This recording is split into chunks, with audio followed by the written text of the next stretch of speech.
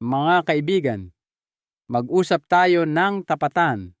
Karamihan sa mga kalalakihan na higit sa 50 anyos ay hindi ito napapansin, ngunit kung ano ang nasa baso ninyo ng alak ay maaaring ang mismong hadlang sa inyong buhay pag-ibig. Ngunit heto ang nakagugulat, ang mga tamang uri ng alak o alak ay maaaring makatulong sa inyo na maibalik ang tigas at kumpiyansang akala ninyo'y tuluyan nang nawala. Hindi ito katang-isip lamang o isang pababaw na paniniwala. Ang tinutukoy ko ay 5 partikular na uri ng alak na makatutulong sa pagpapabuti ng daloy ng dugo, pagsuporta sa inyong testosterone, at pagbabalik ng natural at pangmatagalang paninigas na matagal nyo nang hindi naramdaman. Ako po si Dr. Jose Reyes, isang manggagamot na dalubhasa sa pag-aalaga ng mga nakatatanda. Mahigit 3 dekada na akong tumutulong sa mga kalalakihan na maibalik ang kanilang sigla, kumpiyansa, at kakayahang maging aktibo sa kama nang hindi umaasa sa mga tableta, bomba o operasyon. Ang ibabahagi ko sa inyo ngayon ay maaaring tuluyang magpabago sa pananaw ninyo sa alak habang buhay. Nakikita nyo karamihan sa mga lalaki ay naniniwalang ang alak ay pumapatay sa paninigas at sa maraming kaso tama sila. Ngunit iyon ay kalahati lamang ng katotohanan.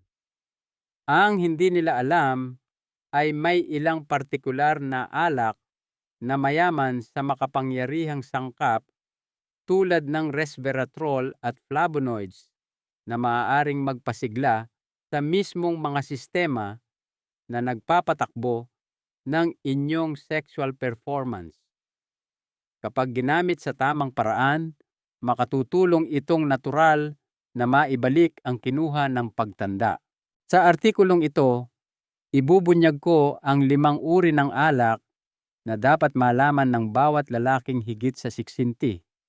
Sasabihin ko sa inyo kung paano ito gumagana, gaano kadalas dapat inumin, at kung paano ito makatutulong sa inyo na gumising tuwing umaga na may kumpiyansang akala ninyo'y nawala na magpakailanman.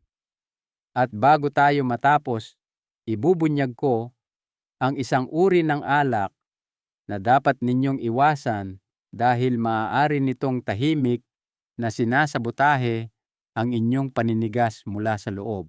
Bago tayo magsimula, kung ito ang uri ng prangkang payong pangkalusugan na matagal nyo nang hinahanap, maglaan ng sandali para mag-subscribe at pindutin ang notification bell. Sa ganoong paraan, hindi ninyo mapapalampas ang mga payong pangkalusugan na partikular na idinisenyo para sa mga kalalakihang higit sa 60. At kung ang mensaheng ito ay tumatatak sa inyo, i-type ang 1 sa mga komento. Kung hindi, i-type ang 0. Ang inyong feedback ay nakakatulong sa akin na mas mapabuti pa ang mga mensaheng ito para sa inyo.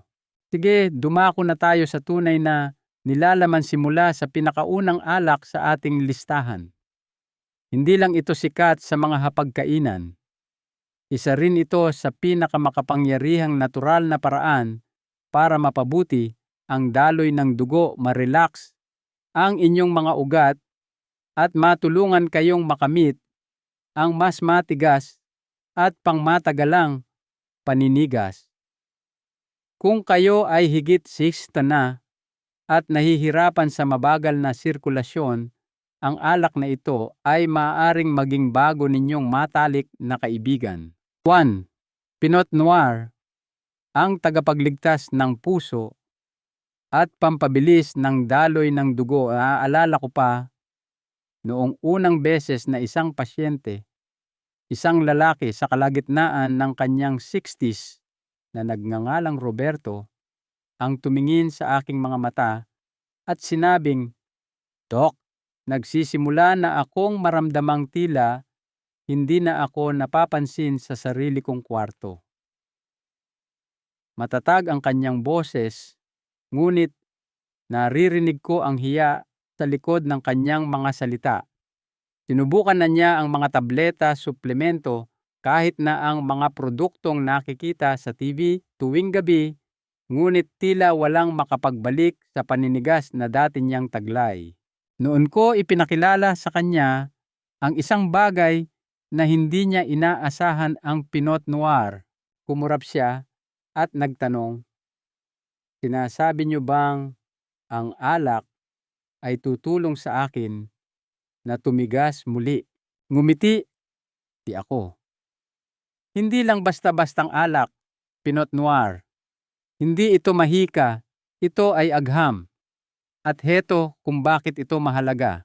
Ang Pinot Noir ay isa sa pinakamayamang natural na pinagkukunan ng isang sangkap na tinatawag na resveratrol, na may natatanging epekto sa tumatandang katawan ng lalaki. Habang tumatanda ang mga lalaki, ang mga daluyan ng dugo na responsable sa pagdirekta ng daloy patungo sa ari ay maaaring maging matigas, mamaga at makitid. Ang mahinang sirkulasyong ito ay isa sa mga pangunahing dahilan kung bakit humihina ang paninigas sa paglipas ng panahon. Nakakatulong ang resveratrol sa pamamagitan ng pag-trigger ng isang proseso na tinatawag na vasodilation, ang pagre-relax at pagpapalapad ng mga daluyan ng dugo upang ang dugo ay malayang makadaloy ng buo sa mga lugar kung saan ninyo ito pinakakailangan. Kapag hindi makarating ang dugo sa inyong ari ng mabilis at may sapat na presyon, maaari kayong lumambot sa kalagitnaan o mahirap pang tumigas sa simula pa lang. Hindi iyon kakulangan sa pagnanasa. Iyon ay kakulangan sa sirkulasyon. Ang Pinot Noir ay pumapasok na parang isang tahimik na kasosyo, tinutulungan ang inyong katawan na buksan ang mga daanang iyon ng natural nang walang gamot. Ang nagpapabukod-tangi sa Pinot Noir sa ibang mga alak ay ang manipis na balat ng ubas nito. Tumutubo ito sa mas malamig na klima at hindi gaanong gumagawa ng asukal na nangangahulugang nag-aalok ito ng mas magaan, mas purong alak na may mataas na konsentrasyon ng polyphenols, ngunit walang labis na asukal o alkohol na maaaring maging sanhi ng problema sa inyong mga antas ng hormone. Nakakakuha kayo ng suporta para sa vascular system ng walang hormonal disruption, at iyon ang susi para sa mga matatandang lalaki na nakikipaglaban na sa bumababang testosterone. Nang magdagdag si Roberto ng isang baso lamang ng Pinot Noir sa kanyang gawi sa gabi, kasabay ng hapunan sa loob ng ilang linggo, nagsimula niyang mapansin ang mas matigas na paninigas sa umaga. Sinabi niya sa akin, "Parang nagigising muli ang katawan ko." At iyon mismo ang kayang gawin ng alak na ito, gisingin ang inyong sirkulasyon dahan-dahan at tuloy-tuloy upang ang paninigas ay mas natural na dumating, mas buo ang pakiramdam at mas matagal. Ngunit linawin ko, ang pagiging katamtaman ay napakahalaga. Pinag-uusapan natin ang isang baso, mga 110 ml hanggang 4 na gabi sa isang linggo. Lumampas diyan at tatawid kayo sa isang linya kung saan mas maraming pinsala kaysa kabutihan ang nagagawa ng alak, lalo na sa inyong atay at testosterone. Hindi ito tungkol sa pag-inom ng mas marami. Ito ay tungkol sa pag-inom ng mas matalino. Ngayon, alam kong iniisip ng ilan sa inyo Hindi naman siguro ganoon kasimple. Isang basong alak lang. Ang totoo, ang pagiging simple ay madalas na hindi napapansin. Nabubuhay tayo sa isang mundo ng mabilisang solusyon at mga himalang lunas, ngunit ang katawan ay hindi tumutugon sa kaguluhan. Ito ay tumutugon sa pagiging pare-pareho. Ang isang maliit na aksyon na inuulit ng may intensyon ay maaaring magkaroon ng malakas na epekto. Ang Pinot Noir ay isa sa mga maliliit na aksyon na iyon. Kung ang Pinot Noir ang pundasyon, ang tahimik na tagapagtayo ng daloy ng dugo, ang susunod na alak sa ating listahan ay nagdudulot ng ibang uri ng lakas. Hindi lang ito tumutulong sa pagdaloy ng dugo sa inyong katawan. Pinoprotektahan nito ang mismong hormone na nagpapasigla sa inyong pagnanasa, sigla at pagkalalaki. Kung narito pa rin kayo at tumatatak sa inyo ang mga kaalamang ito, i-type ang numerong 1 sa mga komento. Ipinapaalam nito sa akin na nakikinig kayo at sineseryoso ninyo ito. Ngayon, dumako na tayo sa pangalawang alak na maaaring makatulong na muling pag-alabin ang inyong performance. 2. Cabernet Sauvignon, ang tagapagtanggol ng testosterone. Ilang taon na ang nakalilipas nakilala ko ang isang lalaki na nagngangalang Geraldo. 58 taong gulang, isang retiradong marino. Siya ay disiplinado, mayabang, at matalas ang isip.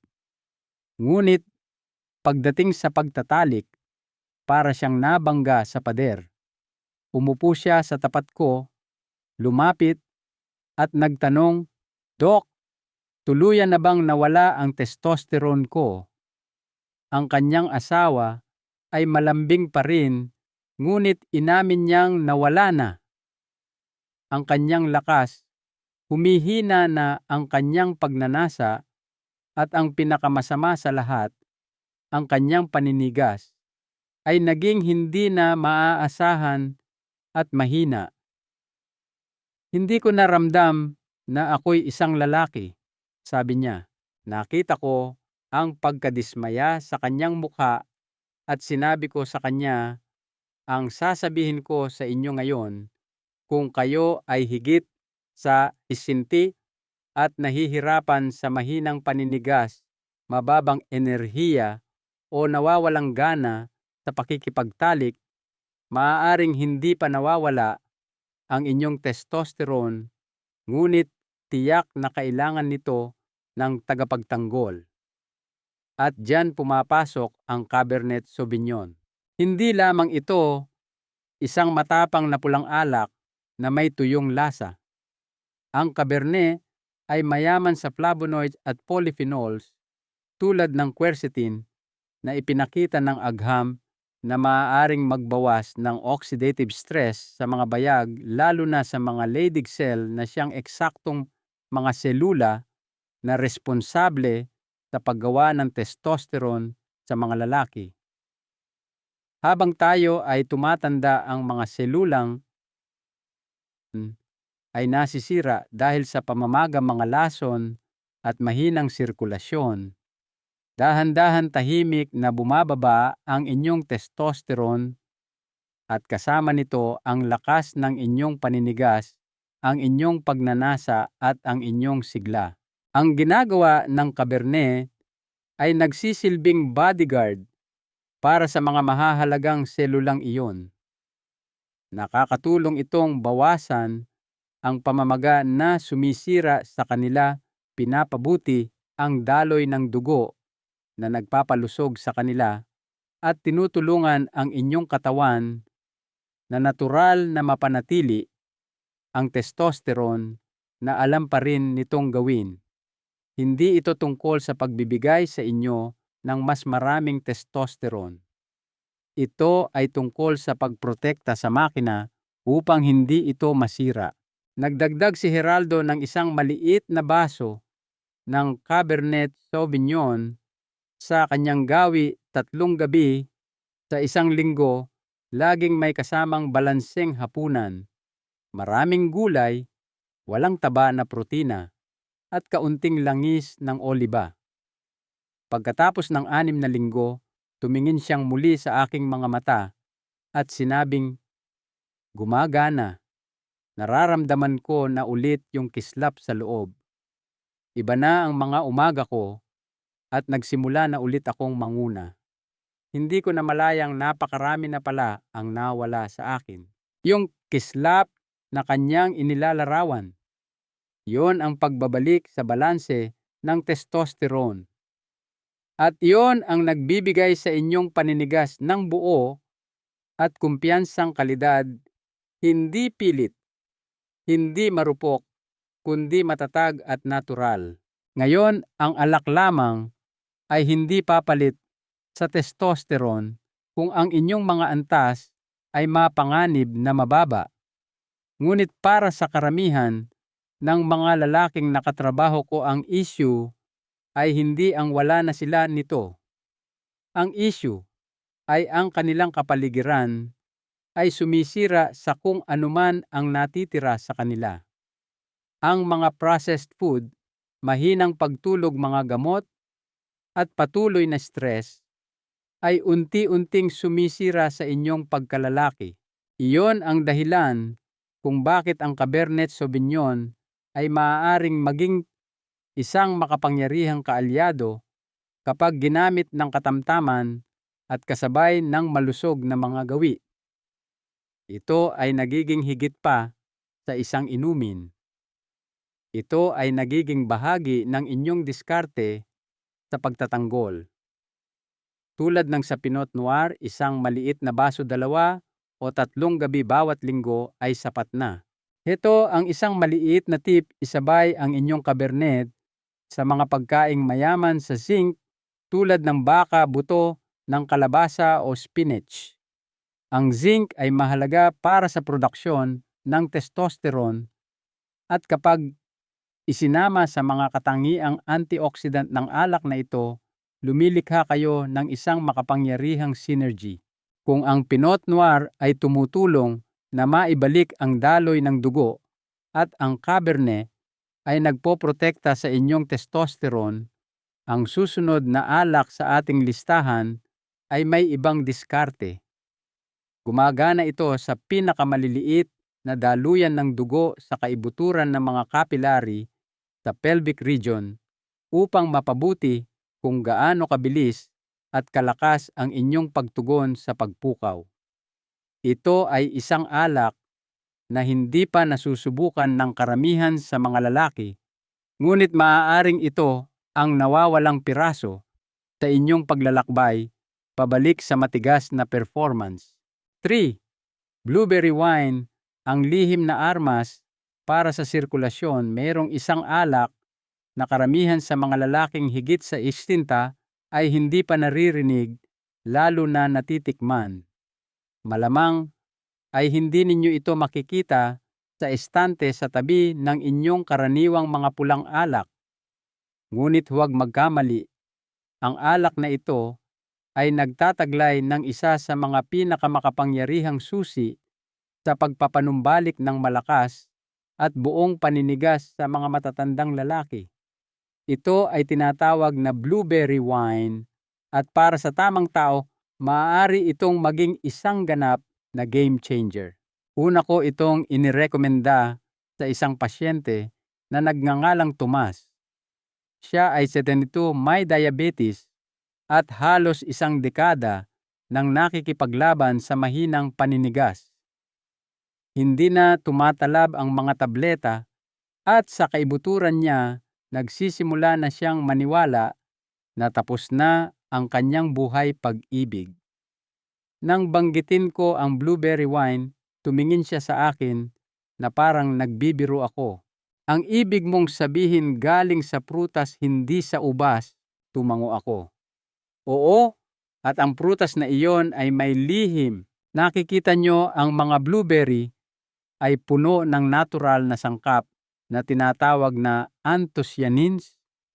Ang mga sangkap na ito ay gumagana sa inyong pinakamaliliit na daluyan ng dugo, ang inyong mga kapilari, at pinapabuti ang tinatawag na endothelial function. Iyon ang panloob na sapin ng inyong mga daluyan ng dugo, ang bahaging lumalapad upang mabilis at malakas na makapasok ang dugo. Kapag ang sapin na iyon ay nanigas o nasira, tulad ng madalas mangyari sa pagtanda, diabetes, o mataas na presyon ng dugo, hindi nakakarating ang dugo sa inyong ari na may sapat na presyon upang makalikha ng matigas na paninigas.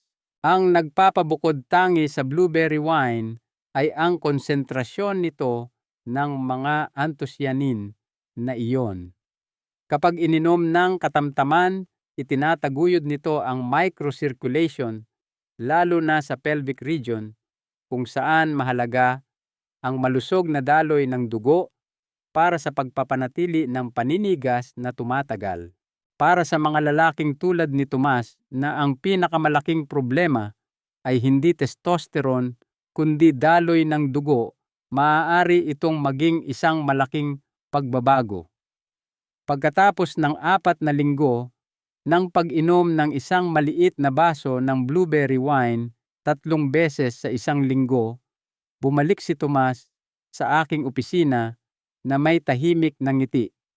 Hindi siya gaanong nagsalita sa simula. Tumango lang siya at sinabing, "Mas mabuti na ang mga bagay-bagay, Doc. Akala ko, hindi ko na iyon maibabalik." Iyon ang sandaling hinihintay ko bilang isang doktor. Sa likod ng iilang salitang iyon ay isang mundo ng pagbabago, ang pagbabalik ng respeto sa sarili, ang pagbabalik ng kumpiyansa, ang tahimik na dignidad na nagmumula sa pakiramdam na ang iyong katawan ay kasama mo pa rin. Kung kayo ay higit sa 60 at nakararanas ng mahinang sirkulasyon o kahirapan sa paninigas, ang blueberry wine ay maaaring eksakto kung ano ang kailangan ng inyong katawan. Kalahating baso lang ilang gabi sa isang linggo ay sapat na. Kung binabantayan ninyo ang inyong asukal sa dugo, piliin ang isang dry blueberry wine na walang dagdag na pampatamis. Sulit itong hanapin sa isang specialty store o i-order online. Upang mapakinabangan ng husto ang mga epekto nito, isabay ito sa mga pagkaing mataas sa natural nitrates tulad ng beets o madahong gulay. Nakakatulong ito na mapataas ang nitric oxide, ang molekula na nagbibigay senya sa inyong mga daluyan ng dugo na lumapad. Kung ang blueberry wine ay gumagana sa pinakamaliit na antas, ang susunod na alak ay tumutugon sa isang mas malaking issue, isa na nakakaapekto sa halos lahat ng matatandang lalaking nakakausap ko, ang talamak at mababang antas ng pamamaga. Ito ang tahimik na pumapatay sa pagtatalik. Ngunit ang susunod na alak na ito ay may kapangyarihang palamigin ang apoy na iyon. 4. Rosé wine. Ang kaalyado. Laban sa pamamaga.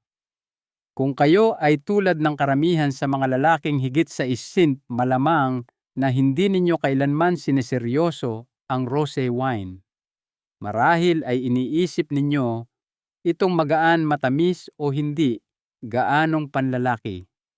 Hayaan ninyong ikwento ko ang isang istorya na nagpabago sa aking sariling pananaw. Ilang taon na ang nakalipas, meron akong napasyente na nagngangalang Francisco. Siya ay 71, isang retiradong construction foreman na may matigas na pakikipagkamay at prangkang pag-uugali. Pumunta siya sa akin pagkatapos ng ilang buwang pakikibaka sa tinatawag niyang hindi kumpletong performance. Sabi niya, "Doc, kaya kong paandarin ang makina pero hindi ko kayang panatilihing umaandar." Nakakadismaya at sa totoo lang nakakahiya. Ipinakita ng kanyang blood work ang isang bagay, systemic inflammation o pamamaga sa buong katawan. Para sa mga lalaking tulad ni Francisco, ang pamamaga ay isa sa pinakamatigas na kaaway ng kalusugang sexual. Pinapakitid nito ang mga daluyan ng dugo, ginugulo ang hormonal signaling, at unti-unting sinisira ang inyong kakayahang makamit at mapanatili ang maaasahang paninigas. Kaya inirekomenda ko ang isang bagay na nakakagulat, isang baso ng dry rosé wine 3 o 4 na gabi sa isang linggo kasabay ng isang malinis na pagkain. Itinaas niya ang isang kilay at sinabing, "Rosé talaga?" "Oo talaga." Ang hindi alam ni Francisco ay ang rosé, lalo na kapag gawa sa mga ubas tulad ng Grenache o Syrah, ay naglalaman ng makapangyarihang mga sangkap na mula sa halaman na tinatawag na polyphenols na may mga epektong anti-inflammatory. Ang mga sangkap na ito ay nakakatulong na pakalmahin ang panloob na apoy ng katawan na nagpapahintulot sa inyong mga daluyan ng dugo na mag-relax. Ang rosé ay mayroon ding mas mababang nilalaman ng alkohol kumpara sa mas mabibigat na pulang alak na nangangahulugang sinusuportahan nito ang kalusugan ng vascular system nang hindi nakakasagabal sa testosterone. Pagkatapos ng halos 1 buwan, bumalik si Francisco. Sabi niya, "Akala ko noong una wala itong ginagawa, pero napansin kong hindi na ako gumigising na naninigas at nananakit ang katawan. At isang gabi, gumana lang ang lahat, walang stress, walang kaba. Nangyari lang." Huminto siya at ngumiti. Ilang taon nang hindi nangyayari iyon.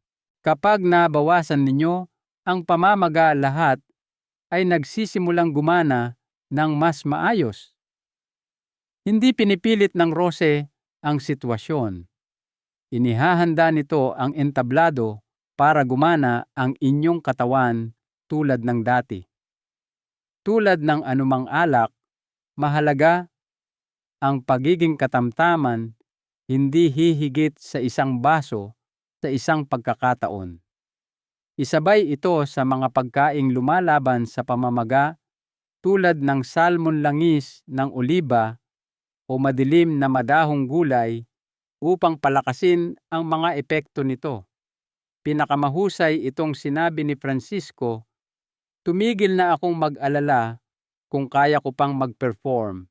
Nagsimula na lang ulit akong mabuhay." Kung ang rosé ay ang tahimik na tagapag-ayos, ang susunod na alak ay isang mas direktang sandata. Ito ay matapang nakatarget at nilagyan ng isa sa mga pinakamabisang natural na sangkap para sa sexual performance. 5. Pulang alak na may halong olive leaf extract, ang elixir para sa paninigas. Minsan ang mga pinakamakapangyarihang solusyon ay nagmumula sa mga hindi inaasahang lugar. Naaalala ko ang pakikipagtulungan sa isang pasyente na nagngangalang Gualberto 76 na sinubukan na ang lahat. Inayos niya ang kanyang dieta, nagdagdag ng magaan na ehersisyo, at sinubukan pa ang mga gamot, ngunit wala pa ring naramdamang pagiging pare-pareho. Sinabi niya sa akin, "Minsan nakakarating ako doon, pero hindi ito tumatagal. Pakiramdam ko palagi akong lumalaban para dito." Para sa maraming lalaki, ang issue ay hindi lamang daloy ng dugo o testosterone. Ito ay nakaugat sa kung paano pinangangasiwaan ng kanilang katawan ang stress pressure ng dugo at kalusugan ng mga ugat. Noon ko ipinakilala kay Gualberto ang isang bagay na hindi pa niya naisip, isang matapang na pulang alak na maingat na hinaluan ng katas ng dahon ng oliba, olive leaf extract. Tumawa siya noong una. Dahon ng oliba sa alak. Ngunit pagkatapos kong ipaliwanag ang agham, siya na ang nagtatanong kung saan ito mahahanap. Heto kung bakit ito mahalaga. Ang katas ng dahon ng oliba ay naglalaman ng isang makapangyarihang sangkap na tinatawag na oleuropein na pinag-aralan para sa kakayahan nitong magpababa ng presyon ng dugo, magpabuti ng pagiging flexible ng mga ugat at higit sa lahat magpataas ng produksyon ng nitric oxide. Tulad ng alam ninyo, ang nitric oxide ang siyang gasolina para sa inyong paninigas. Nagbibigay ito ng senyas sa inyong mga daluyan ng dugo na bumukas at hayaang pumasok ang dugo. Ang nagpapabisa sa partikular na alak na ito ay ang synergy. Pinagsasama ninyo ang suporta sa vascular system mula sa pulang alak at ang kapangyarihan ng katas ng dahon ng oliba na nagre-relax ng ugat at nagpapababa ng presyon ng dugo.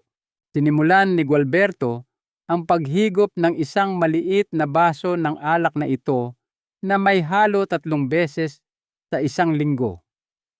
Sa loob ng isang buwan, sinabi niya may nagbago. Hindi lang sa kaya kong tumigas, sabi niya, kundi hindi na ako nag-aalala. Pakiramdam ko, kakampi ko na ulit ang katawan ko. Ang pakiramdam na iyon ng tiwala sa sarili ninyong katawan ay napakahalaga. Ang ganitong uri ng alak ay hindi laging madaling hanapin. Minsan ito ay ibinebenta bilang isang specialty blend o maaaring kailanganin ninyong magdagdag ng 1 o 2 patak ng dekalidad na katas ng dahon ng oliba sa inyong karaniwang pulang alak tulad ng Cabernet Sauvignon o Syrah. Sa alinmang paraan, iisa lang ang layunin, bigyan ang inyong katawan ng isang natural, walang side effect na tulong. Mga karagdagang tip: paano mapapalakas ang epekto ng alak sa paninigas? Ang pag-inom ng tamang alak ay maaaring magbago kung paano gumaganap ang inyong katawan. Ngunit kung gusto ninyo ng tunay at pangmatagalang resulta, kailangan ninyong suportahan ang basong iyon ng mga tamang gawi. Huwag uminom ng walang laman ang tiyan. Ang pagkain ng balanseng pagkain na mayaman sa malusog na taba, langis ng oliba, avocado mani ay nakakatulong na patatagin ang inyong asukal sa dugo at nagpapabuti kung paano nakikipag-ugnayan ang alak sa inyong mga daluyan ng dugo.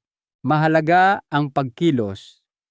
Ang isang 15 na minutong paglalakad pagkatapos ng inyong hapunan at alak ay maaaring lubos na mapabuti ang sirkulasyon at suportahan ang produksyon ng nitric oxide. Manatiling hydrated sa bawat baso ng alak na inyong iniinom, sundan ito ng isang buong baso ng tubig. Pinoprotektahan nito ang inyong atay at pinapanatili ang balanse ng hormone. Unahin ang pagtulog. Ang testosterone ay pangunahing ginagawa sa panahon ng malalim na pagtulog. Iwasang uminom ng malapit sa oras ng pagtulog upang ang inyong katawan ay ganap na makabawi at ma-reset ang inyong mga hormone. Isabay sa mga pagkaing mayaman sa nitrates. Isabay ang inyong alak sa mga pagkaing mayaman sa nitrates tulad ng beet spinach at arugula upang umakma sa mga epektong nagre-relax ng daluyan ng dugo. Maging consistent, tumutugon ang inyong katawan sa mga pattern hindi sa mga isang beses na solusyon. Manatili dito sa loob ng ilang linggo upang makita ang tunay na pagbabago. Konklusyon, isang huling salita mula sa doktor. Kung umabot kayo hanggang dito, nais kong pasalamatan kayo sa pagpili na mamuhunan sa inyong kalusugan, inyong kumpiyansa at inyong kinabukasan. Bilang isang doktor na gumugol ng mahigit 30 taon sa pagtatrabaho sa mga kalalakihan sa kanilang 60s, 70s at higit pa, nakita ko kung gaano kadaling sumuko at tanggapin ang paghina bilang hindi maiiwasan. Ngunit narito ako upang ipaalala sa inyo na ang lakas at kasiyahan ay hindi mga bagay na para lamang sa nakaraan. Napag-usapan natin ang 5 makapangyarihang kasangkapan, ngayon Pinot Noir, para sa daloy ng dugo Cabernet Sauvignon, upang ipagtanggol ang testosterone blueberry wine, upang buhayin ang inyong mga capillary rose, upang labanan ang pamamaga, at pulang alak na may katas ng dahon ng oliba upang buksan ang inyong mga ugat. Ngunit ang pinakamalaking aral na nais kong iwan sa inyo ay ito. Ang maliliit at tuloy-tuloy na pagpili ay may kapangyarihang lumikha ng malaking pagbabago.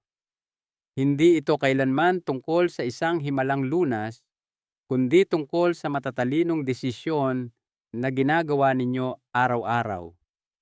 Ang paninigas ay hindi lamang tungkol sa pakikipagtalik.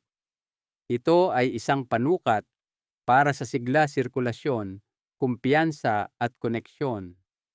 Ito ay tungkol sa paggising sa umaga at pag-alam na gumagana pa rin ang inyong katawan at ang inyong edad ay hindi tumutukoy sa inyong kakayahang tamasahin ang buhay ng lubusan.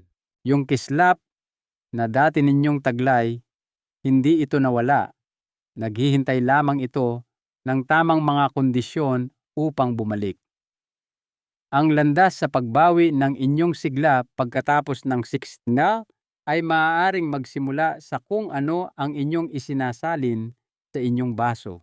Kaya ano ang isang maliit na pagbabago na nais ninyong gawin matapos marinig ito? Ibahagi ang inyong mga saloobin sa mga komento sa ibaba.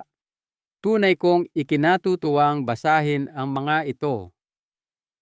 Kung ang mensaheng ito ay tumatak sa inyo, mangyaring mag-subscribe at ibahagi ito sa isang kaibigan o kapatid na maaaring kailangan din itong marinig. Hindi ninyo alam kung kaninong buhay ang maaari ninyong mapabuti.